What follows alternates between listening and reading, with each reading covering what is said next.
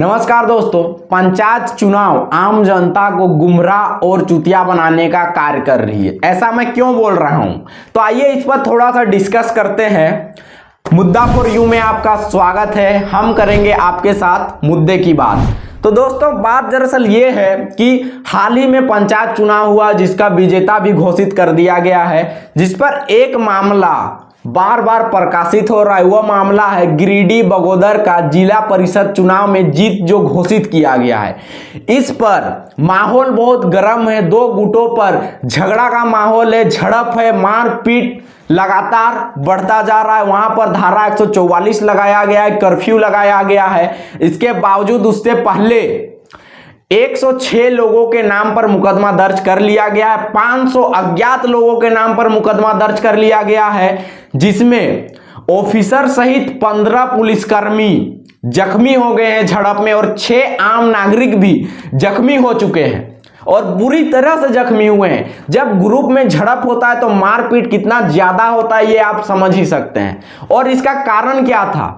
जिला परिषद का जो जीत घोषित किया गया है, जो सेकंड पोजीशन पर आया है, उसका कहना है कि जो फर्स्ट पोजीशन पर आया है, जो जीत चुका है, वो पूरा सिस्टम को खरीद कर पासा पलट दिया है। इसके बाद जो सेकंड पोजीशन पर है उसके लोग और वो आंदोलन पर उतर गए हैं। वोट का फिर से गिनती होना चाहिए, ये गलत हुआ है। तो इस पर जो जीत कर आया है उसके भी लोग झड़प करने लगे हैं कि दोबारा गिनती नहीं होना चाहिए क्योंकि हम लोग तो जीत चुके हैं। अब बात करते हैं कि ऐसा घटना कहीं अगर हो गया है तो ये तो होता है, इसमें आम नागरिक को भटकाने वाली कौन सी बात है? तो है इस चुनाव के कारण ग्रामीण इलाकों के लोग 2 या 3 पार्टियों में बढ़ जाते हैं और आपसी मतभेद हो जाते हैं, मनमुटाव हो जाता है और झगड़ा हो जाता है। हम लोग यहाँ बात करेंगे जिस तरह से अंग्रेज फूट डालो और राज करो की राजनीति करते थे, उसी प्रकार सरकार भी यहाँ ग्रामीण इलाकों के लोगों को फूट डालने का कार्य कर रही है और 2-3 अलग अलग खेमे में बांटने का कार्य करती है। पंचायत चुनाव का जो मकसद था ग्रामीण इलाकों का आर्थिक स्थिति मजबूत करना, ग्रामीण इलाकों का न्याय व्यवस्था को मजबूत करना और सरकार द्वारा चल रहे सारे स्कीमों को ग्रामीण इलाकों तक पहुंचाना और उसके ग्रामीण इलाकों के लोगों को लाभ पहुंचाना था।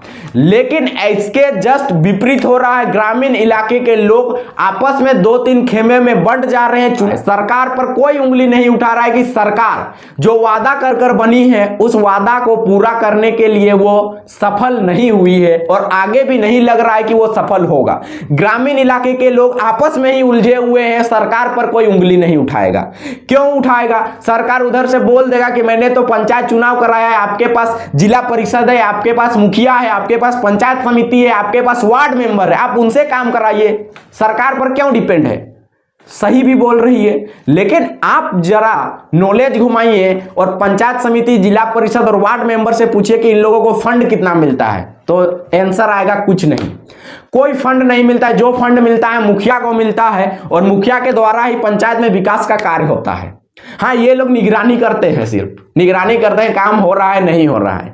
तो दोस्तों, जब इतने प्रत्याशी को आप खड़े करते हैं, सरकार इतने प्रत्याशी कैंडिडेट को यहाँ खड़ा करके विजेता घोषित कराता है, तो इन लोगों को फंड क्यों नहीं देता है काम करने के लिए, ताकि विकास के काम में तेजी है, ग्रामीण इलाका का विकास जो है बहुत ज्यादा हो?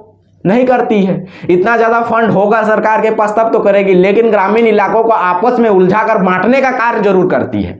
जिला परिषद 50,000 के वोटों पर लड़ती है, 50,000 उनका वोट का एरिया रहता है, लेकिन उनको विधायक का 1/4 भी फंड नहीं मिलता है। एक पंचायत समिति, पूरा पंचायत समिति का पंचायत समिति चुना जाता है, लेकिन उनको कोई फंड नहीं मिलता है, तो क्या कार्य करेगा? एक वार्ड मेंबर जनरली 1 या 2 मोहल्ला का वार्ड मेंबर प्रत्याशी बनता है, लेकिन उनको भी कोई फंड नहीं मिलता है, कोई सैलरी नहीं मिलता है, तो वो क्या काम करेंगे? तो ये सिर्फ भटकाने का कार्य किया जा रहा है। अब आप बोलिएगा कि ये चुनाव नहीं होता तो ग्रामीण इलाकों का विकास कैसे होता? इसमें कोई संदेह की बात नहीं है कि जब से मुखिया का चुनाव हो रहा है तब से मुखिया को फंड मिल रहा है और मुखिया अपना पंचायत इलाकों में विकास का कार्य कर रहे हैं। कुछ तेजी आया है, लेकिन और भी तेजी आ सकता है।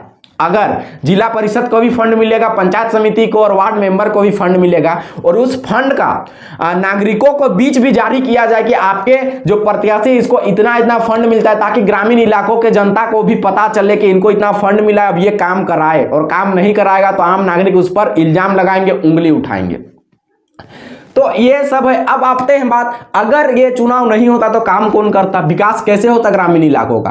तो प्रत्येक पंचायत में एक पंचायत सेवक चुना जाता है, ग्रामीण में ग्राम सेवक चुना जाता है, जो ग्राम में आकर ग्राम सभा कराकर ग्रामीण का जो समस्या होता है उसको लिखित रूप से ले जाते हैं और ब्लॉक में सौंपते हैं, और उसको ब्लॉक आगे फॉरवर्ड करता है। उसके बाद ग्रामीण इलाकों का जो काम है वो वहां से पास होकर आता है, उसका टेंडर निकलता है और वो काम हो ही जाता है। उसमें कुछ टाइम लगता है लेकिन काम हो जाता था। लेकिन ये जो पंचायत चुनाव हो, ये कहीं ना कहीं आम जनता को लड़ाने का कार्य कर रही है। बिहार में तो अगर कोई बड़ा आदमी है जिसके पास पैसा है, उसके खिलाफ अगर कोई मुखिया में खड़ा हो जाए तो उसको घर से निकालकर जान से मार दिया जाता है। तो ये पंचायत चुनाव का दुष्परिणाम है। पंचायत चुनाव में आम नागरिकों का बहुत समस्या होता है। अगर वो इस आदमी का सपोर्ट करता है तो इधर वाला आदमी गुस्सा लग जाता है, मुंह फूल जाता है।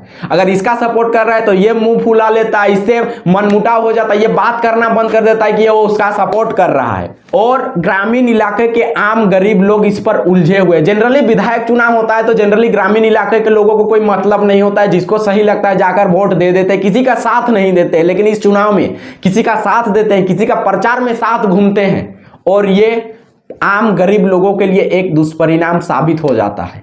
कभी कभी मारपीट का मामला भी सामने आता है, वो तो आप स्टार्टिंग में देख ही चुके हैं। तो अगर ये वीडियो आपको सही लगता है तो वीडियो ज्यादा से ज्यादा शेयर करें, और ऐसे ही मुद्दे की बात जानने के लिए हमारे साथ जुड़े रहें। जय हिंद।